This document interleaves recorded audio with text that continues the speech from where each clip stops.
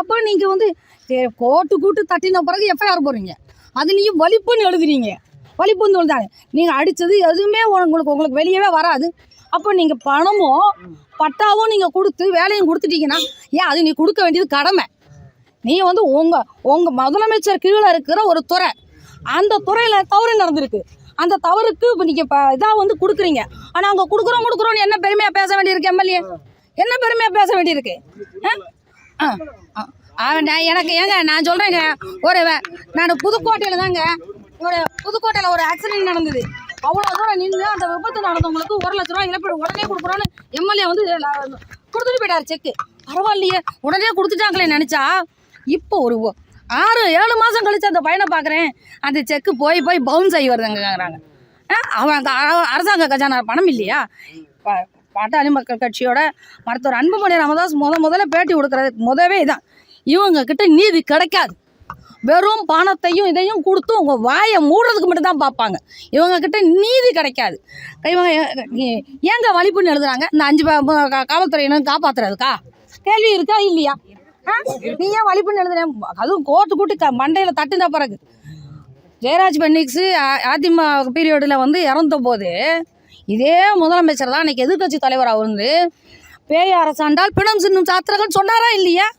அப்போ அதை நீங்கள் ஏன் அப்படி உட்காந்துருக்குறீங்க? பதவி விழுங்குங்கன்னு இதே எடப்பாடியோரை கேட்டால் அதே எதிர்கட்சி தலைவராக இருந்து இன்றைக்கி ஸ்டாலின் இதையும் நீங்களும் பதவி விழுங்குங்க. இவங்க இருக்கிற வரைக்கும் நீதி எங்கே கிடைக்கும்? இது வரைக்கும் 24 லாக்அப் டெத்து. எதுக்கு நீதி கிடச்சிருக்கு? எல்லாமே நம்ம இன்றைக்கி ஒன்று எதுன்னு வாங்க, உடனே ஏதோ கும்பாவட்டின்னு ஒன்று ட்ரெண்ட் ஆக்குவாங்க, பிறகு நம்ம மறந்து போயிடுவோம், வயிற்றுச்சல மறந்து போயிடுவோம். உள்ளே போனேங்க, உள்ளே போய் என்னம்மா நடந்தது, எதனால வலிப்புன்னு எஃப்ஐஆர் போட்டிருக்கிறாங்க. எஃப்ஐஆர் நீங்கள் கொடுக்கலையா? நம்ம தானே கம்ப்ளைண்ட் கொடுக்கணும். அப்போ நம்ம கொடுத்ததானே போலீஸ் எழுதணும். இப்போ ஏன் வலிப்புன்னு போட்டிருக்கதா இன்றைக்கி செய்தி வருது, இது சரியா அப்படின்னு கேட்க தாங்க ஆரம்பித்தேன். கேட்க ஆரம்பித்த உடனே பக்கத்தில் இருந்துட்டு இல்லை நீங்கள் அதெல்லாம் பேசக்கூடாது, பட்டா கொடுக்க போகிறோம், நாங்கள் பணம் கொடுக்க போகிறோம், வேலை கொடுக்க போகிறோம், நீங்கள் அதுக்கு பேசுகிறீங்க, சிஎம்ஐ பற்றி பேசக்கூடாது. உள்ள தமிழரசு எம்எல்ஏ சொல்கிறாங்கங்க. நான் என்ன கேட்குறேன், முதலமைச்சர் கீழே இருக்கிற துறை அவருக்கு இப்போ இது எல்லார் கவனத்துக்கும் வந்துருச்சு.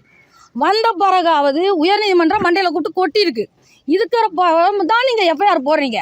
அந்த எஃப்ஐஆரில் நாங்கள் கடுமையான நடவடிக்கை எடுப்போம்னு முதலமைச்சர் சொல்கிறார். நான் நம்புகிறேன், எனக்கு நீங்கள் தான் முதலமைச்சர் நம்புகிறேன். ஆனால் அதுக்கப்புறம் எஃப்ஐஆரில் வலிப்பு வந்ததுன்னு ஏன் போடுறீங்க? அப்போ போட்டால் கேள்வி வந்திருக்கணும்ல, உங்கள் கவனத்துக்கு வராமல் எப்படி வந்திருக்கோம்? அப்போ இந்த இடத்துல தான் நாங்கள் சந்தேகப்படுறோம். இந்த வழக்கை சிபிசிஐடிக்கு மாற்றுங்க.